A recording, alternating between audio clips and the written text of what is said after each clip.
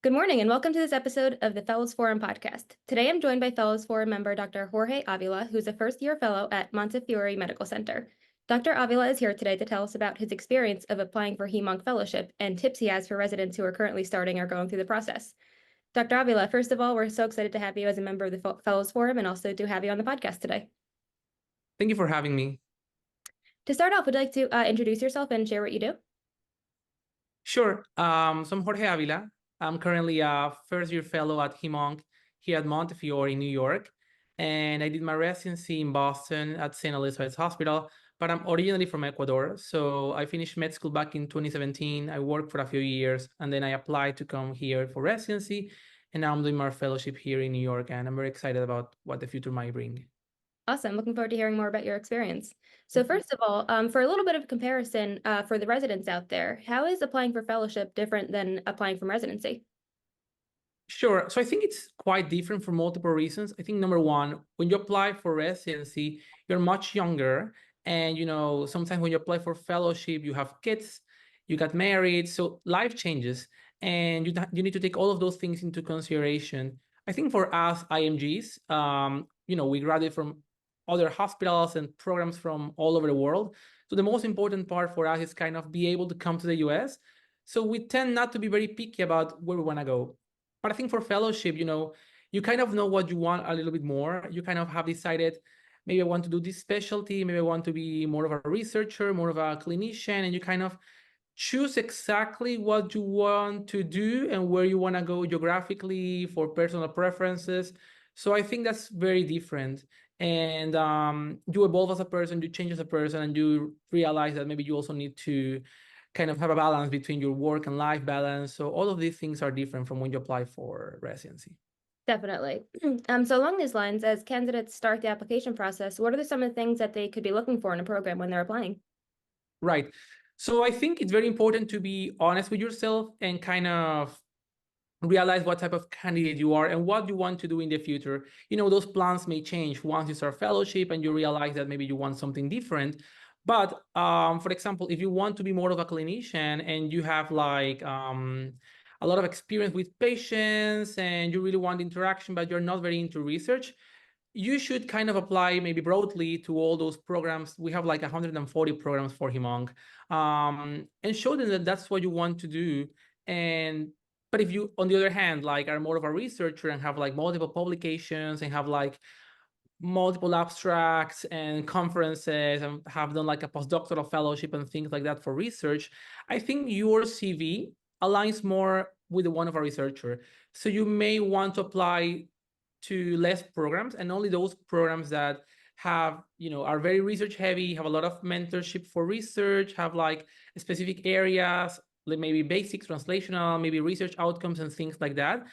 Because at the end of the day, if you get interviews from programs that you realize your goals don't align with them, you are not going to rank them, and that interview could have been sent to somebody else. So I think it's very important to know what you want and kind of apply based on that. And of course, as I mentioned before, life happens. So if you got any geographical preference, you should kind of apply to those areas and put them higher on your list. Absolutely. So you mentioned building out your CV. For example, how can candidates improve their CV if they're doing residency in a community program? Right. So, for those of us who did residency in a community program, sometimes doing research activities can be a little more challenging. I love my residency program. I trained very well, and I think I learned a lot as a clinician. But I think as a researcher, I had to look for opportunities somewhere else. So I think that, for example, I did my residency in Boston. So in terms of research opportunities, there are tons. And you can email people from other institutions and like you can present yourself and show them your CV and be like, hey, this is me. I moved from, in my case, from Ecuador a few years ago. I want to do some research and, I'd like to participate with you because of these specific reasons. So I think it's important to find maybe different mentors in other institutions and kind of just send emails and maybe reach out in conferences or things like that. Because many times, if you show interest, people are going to be, maybe this person really wants to work and do some research. I'm going to help them.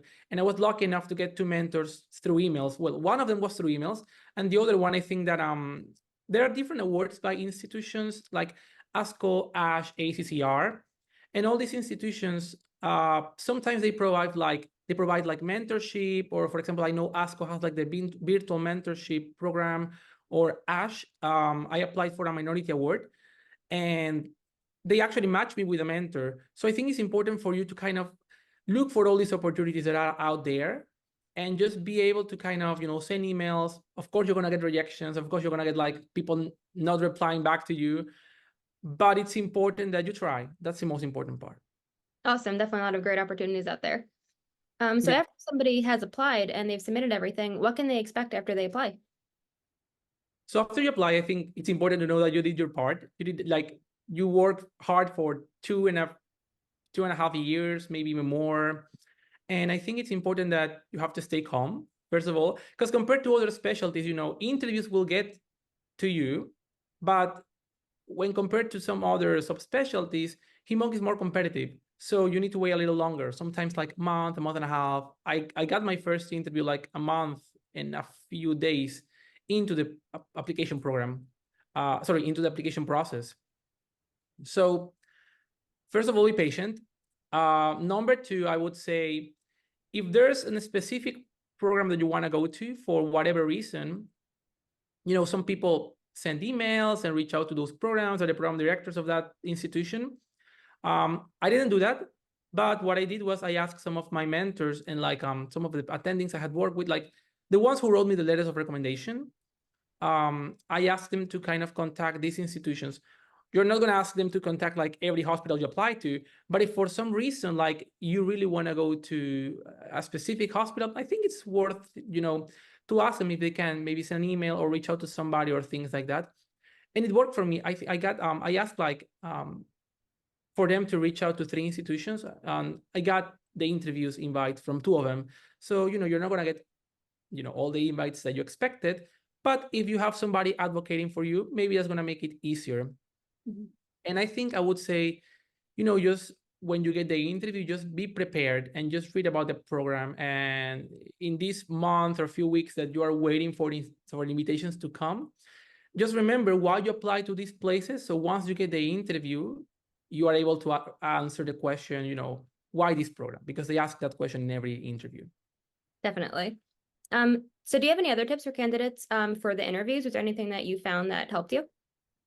Definitely. So I think that as I mentioned before, you need to do your research on the program and kind of being able to answer exactly why that hospital or why that institution. I would say, try to see what attendings and what type of projects and activities they're doing. And when they ask, why, why this institution, you can say, oh, I want to work with this person specifically. I want to be part of this project that I saw your hospital is doing. I've seen like the people who have graduated from the program, they are, maybe doing community practice in this area, or maybe they have all stayed in your hospital, and that speaks values of your program because people want to stay. And when you say, I want to work with this attending and this one, I want to do this project. So it's important to be specific with your answers.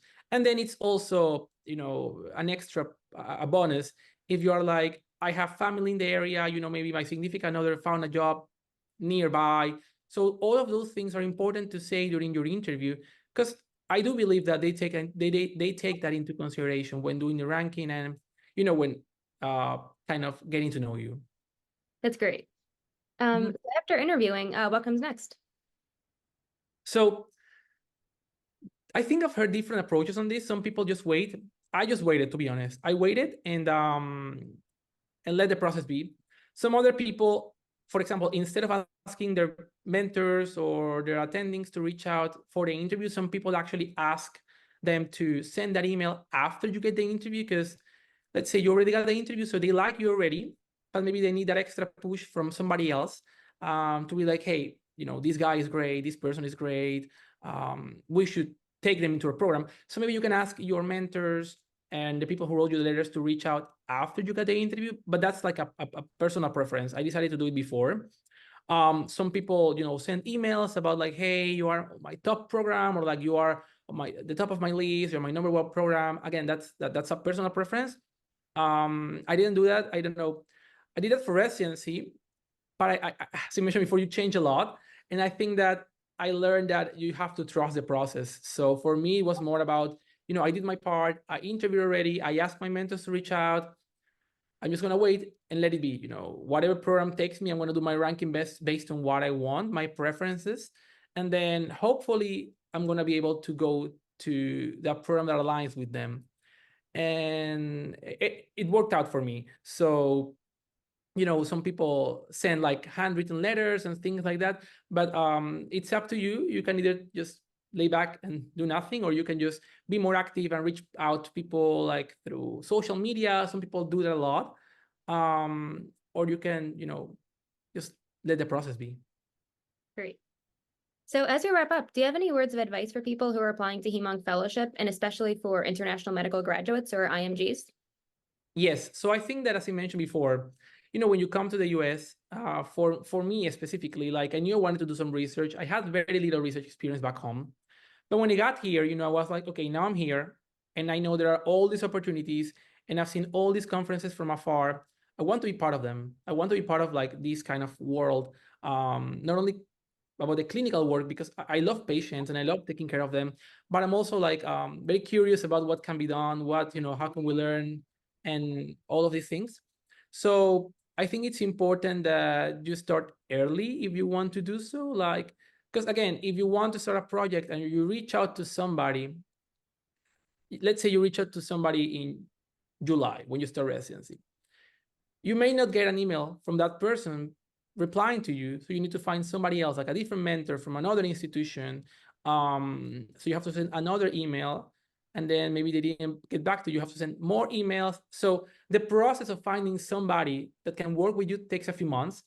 Then you find someone, and then the process of getting a project takes a few more months. So even though you started in July, you realize that your first project or your first activity is starting to crystallize, I don't know, around April of the following year.